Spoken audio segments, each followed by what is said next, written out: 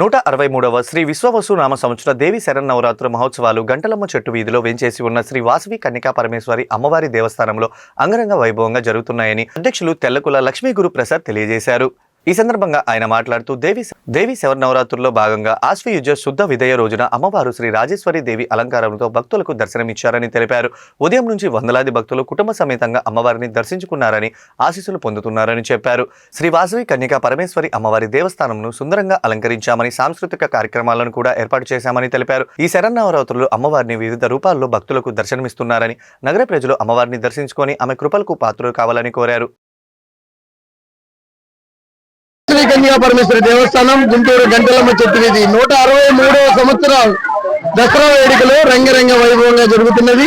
అఖిలాండ కోటి బ్రహ్మాండ నాయకి జగజ్జన్ని జగన్మాత ఈ రోజు రాజరాజేశ్వరి అమ్మవారు దర్శనమిస్తున్నారు. ప్రజలను వేలాది మందిగా వచ్చి అమ్మవారిని దర్శించుకొని తీర్థ ప్రసాదాలు తీసుకోవాల్సిందిగా కోరుతున్నాం. జై వాసవి, జై జై వాసవి. నవరాత్రులు రెండవ రోజున గంటలమ్మ చెట్టు వీధిలోని వరదాయిని శ్రీ వాసవి కన్యకా పరమేశ్వర అమ్మవారి దేవస్థానంలో అంగరంగ వైభవంగా జరుగుతున్నాయి. ఈ రోజున అమ్మవారు సాక్షాత్ లలితా స్వరూపం శ్రీ రాజరాజేశ్వరి దేవి అలంకారంలో భక్తులకు శోభాయమానమైన దర్శనాన్ని అనుగ్రహిస్తున్నారు. చేతిలో చెరుకుగడం ధరించి ప్రశాంత వదనంతో చిరునగవుతో భక్తులకు వరాలిచ్చే తల్లిగా కొలువుదీరి ఉన్నారు రాజరాజేశ్వరి దేవి అలంకారంలో.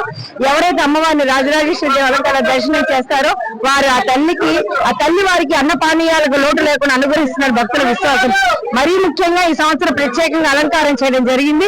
హిమగిరిని కల్పించే విధంగా ఉన్న ఈ పరిస్థితుల్లో ఆ తల్లి కొలువుదీరి ఉండి శోభాయమానమైన దర్శనాన్ని అనుగ్రహిస్తున్నారు.